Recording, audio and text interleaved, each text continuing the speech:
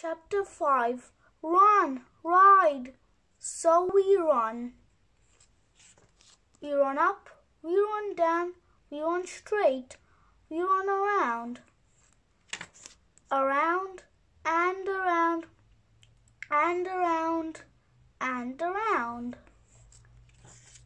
We run high, we run low, we run fast, we run slow.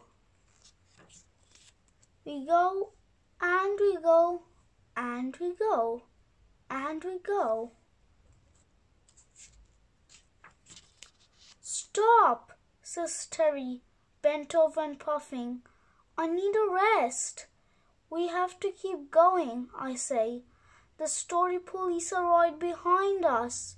In here, says Jill, opening the gate to the tiny horse paddock. Quick, but be careful. You don't step on any of the tiny horses. We tiptoe in. The tiny horses gallop up to us. They're so cute, says Terry. I wish they were big enough to ride. They can be, says Jill. Watch this. She whinnies quietly and the tiny horses group together and assemble themselves into a regular-sized horse. Jill climbs up onto the horse's back. Come on, she says to us. Don't just stand there. Jump on. We join Jill on the horse. At that moment, the Storey police crash the van through the gate and drive into the paddock. Giddy up, says Jill. At her command, a tiny horse gallops to the edge of the paddock and leaps over the fence. We land on the next level down and gallop into the Underpants Museum. Our tiny horse bumps and clunks and thumps its way through the underpants displays.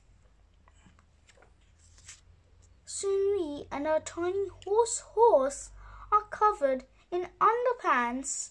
This is what underpants on a head day must have been like in the olden days, says Terry, peering out from behind a large pair of old-fashioned pantaloons. Our tiny horse gallops through the museum, out the other side and into the big top circus tent. We ride around the ring and the crowd cheers. They think we are part of the show. There's a loud honking sound behind us. I look around.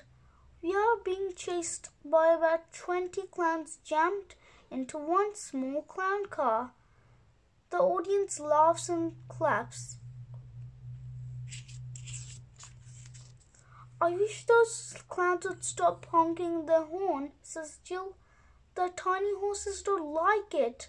Jill's right. Our tiny horse is shaking and quivering with fear. Our horse falls apart and we land on our backs in the sawdust. The tiny horses scatter in all directions. We hear the Storey police siren. Oh no, says Terry. Here come the Storey police.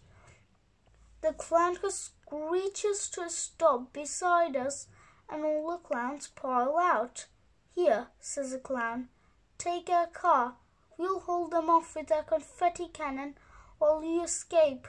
We don't like the Storey police any more than you do. They're even worse than the fun police. Thanks, I say. We jump into the car. I grab the wheel and rev the engine. As we speed out of the tent, we hear the boom of the confetti cannon and the roar of the crowd behind us. Chapter 6. Drive, wait.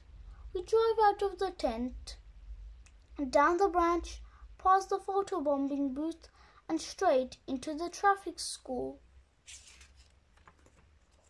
I look behind me. The Storey police are hot on our trail. Faster, Andy, says Jill. They're gaining on us. Okay, hold tight, I say. I may have to break a few traffic school rules. I wrench the wheel and pull out into the lane of traffic coming the other way.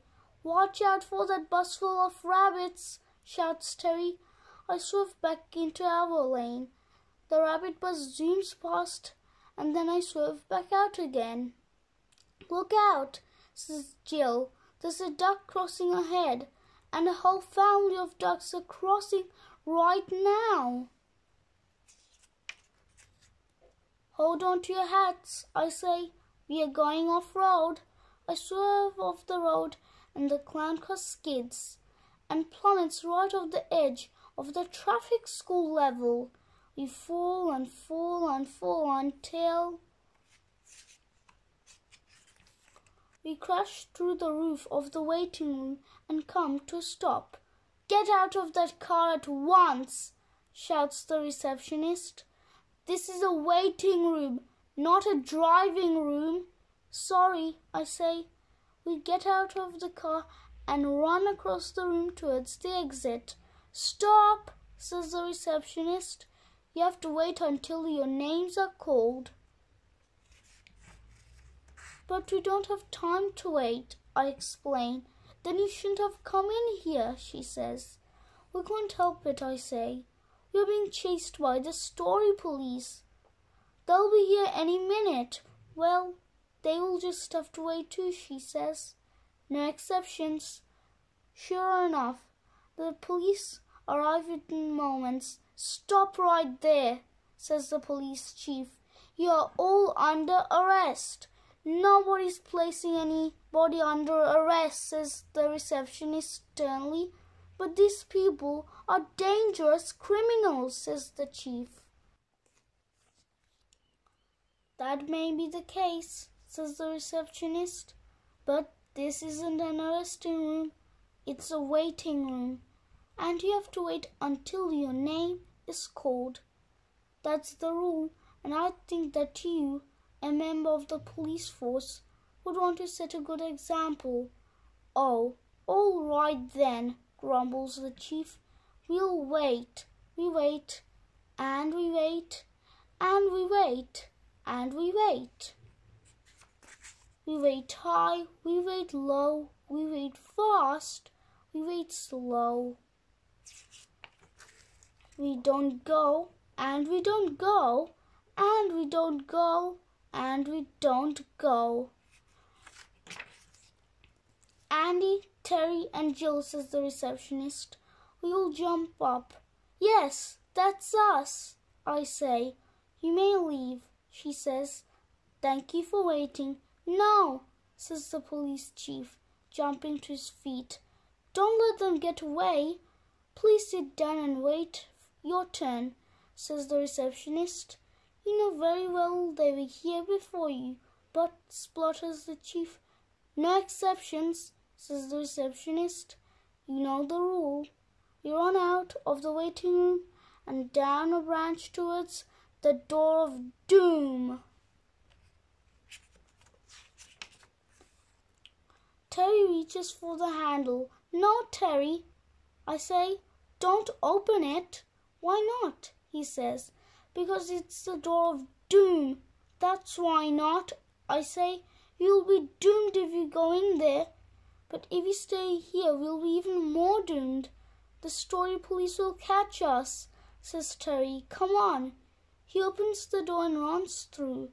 The door slams shut behind him with a resounding clang of doom.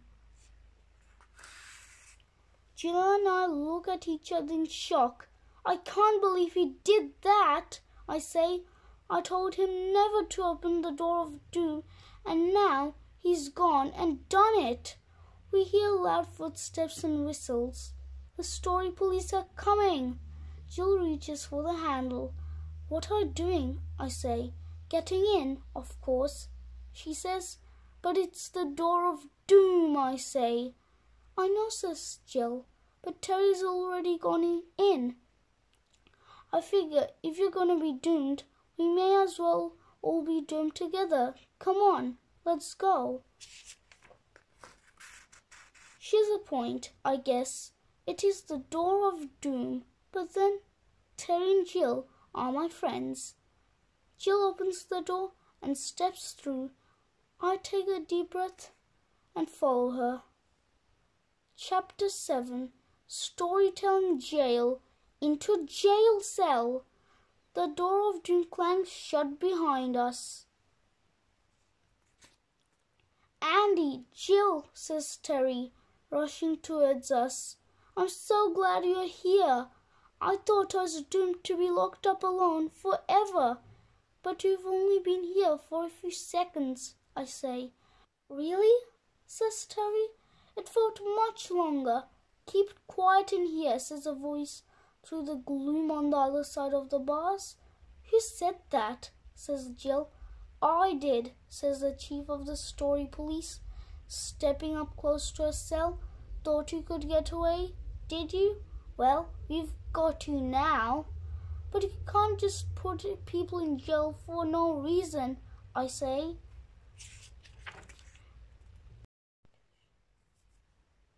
Oh, we've got our reasons, says the chief, and plenty of them.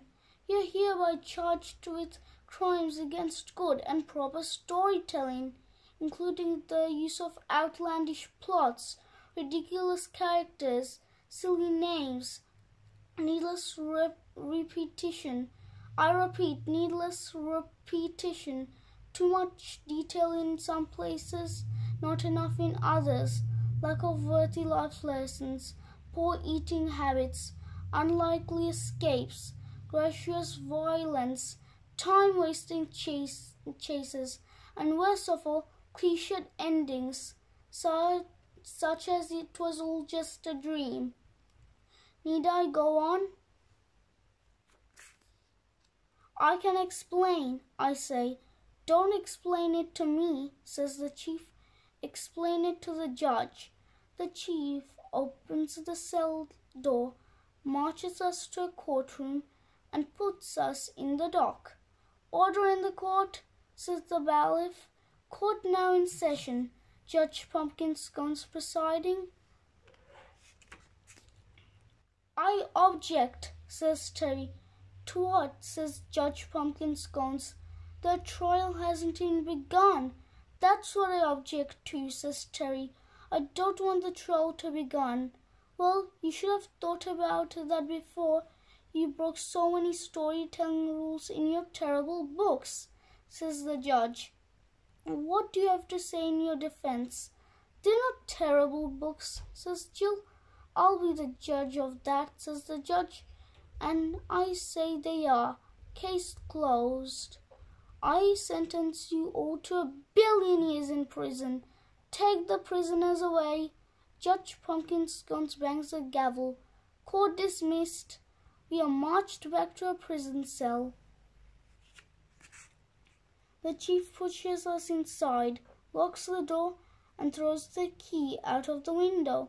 See you in 1 billion years, he says, laughing as he walks away. How much is 1 billion years? I say. It seems like a long time. It's a very long time, says Terry. It's 1 million years. Actually, says Jill, I think you'll find that 1 billion is 1,000 million, not 1 million. Oh well, that doesn't seem so bad then, I say. I don't know much about maths, but I do know that 1,000 is a lot less than 1 million. But we're talking about years, says Terry. It's still 1,000 million years. And 1,000 million years is a long, long time. I've got to get out of here. I'm going crazy. I can't stand being locked up like this. Calm down, I say. We have to think our way out of this, not panic. Maybe we could tunnel our way out, says Jill. Well, we could, says Terry, but we don't have anything to dig with. What about your spoon cell, Terry, says Jill. Do you have it with you? Yes, says Terry. It's up my nose, where I always keep it, but it's pretty high up. I need to sneeze to get it out. Has anybody got any pepper? I look around. Yes, I say. There's a pile of pepper over here.